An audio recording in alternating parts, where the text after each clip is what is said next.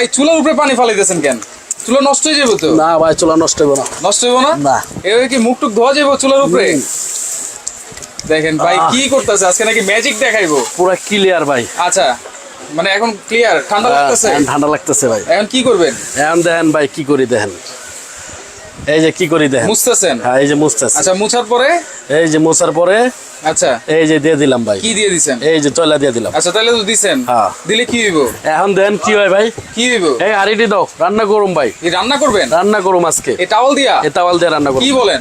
এই যে দেখেন, মানে কি মাথাটা এই তো যে ঠিক আছে আপনার? মাথা সবই ঠিক আছে ভাই। এই তাওয়ালের আজকে উপরে? আজকে জিন বাসা চুলা আনছি না ভাই। আচ্ছা এই যে জিন বাসা চুলা আনছি, আজকে তাওয়ালের উপরে রান্না করব। উপরে দেখেন কি রান্না করা যায়, রিস্ক মুক্ত চুলা এটা ভাই। রান্না হবে? রান্না হবে মানে ইনশাআল্লাহ রান্না হবে।